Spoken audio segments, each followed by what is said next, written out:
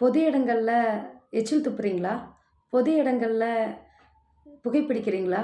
இது 2மே தப்பு. தெரியும். தெரிஞ்சு தான் பண்றேன். இப்ப என்ன அதுக்கு?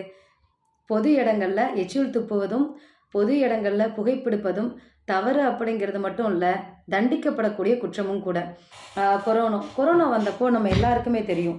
கொரோனா அப்படிங்கிற அந்த ஒரு நோய் தொற்று வரும்போது, எல்லாருமே அவங்க வீடுகள்ல எத்தனை பாதுகாப்பு உணர்வோடு இருந்தோம், எத்தனை முன்னெச்சரிக்கையோடு இருந்தோம்னு தெரியும்.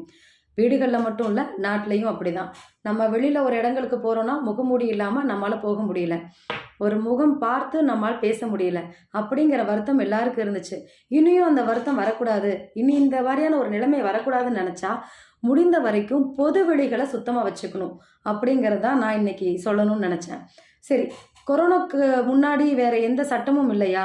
பொது வெளிகள் தொடர்பா, எச்சில் துப்புதல் தொடர்பா, இல்ல புகைப்பிடித்தல் தொடர்பா அப்படின்னா இருக்கு. மத்திய அரசாங்கமும் சட்டம் இயற்றியிருக்காங்க. மாநில அரசாங்கங்களும் சட்டம் இயற்றியிருக்காங்க. இப்போ மத்தியில என்னென்ன சட்டங்கள் இருக்கு அப்படின்னா, தேசிய பேரிடர் மேலாண்மை சட்டம் அப்படிங்கிறது மத்தியில இருக்கு. மாநிலங்கள்ல என்ன இருக்குன்னா, நம்ம தமிழ்நாட்ட பொறுத்தவரைக்கும் மெட்ராஸ் பொது சுகாதார சட்டம் இருக்கு. தமிழ்நாடு புகைப்பிடித்தல் மற்றும் எச்சில் துப்புதல் தடை சட்டம் 2002ல கொண்டு வந்தாங்க. அந்த சட்டம் இருக்கு.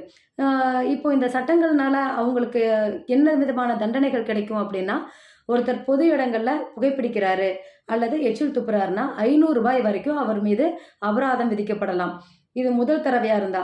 இதே அவங்க தொடர்ந்து செய்து கொண்டு இருக்கிறாங்கன்னா, 1 ஆண்டு காலம் வரைக்கும் அவங்களுக்கு சிறை தண்டனை அப்படிங்கிறது கொடுக்கப்படலாம். இதெல்லாமே இன்னும் நடைமுறையில இருக்கான்னா, இன்றும் நடைமுறையில இருக்கு. அதனால முடிந்தவரை பொது வெளிகள்ல சுத்தமா வச்சுக்குவோம். பொது வெளிகள் அப்படிங்கிறதும் நம்ம வீட்டுக்கு நிகரானது தான். நன்றி, வணக்கம்.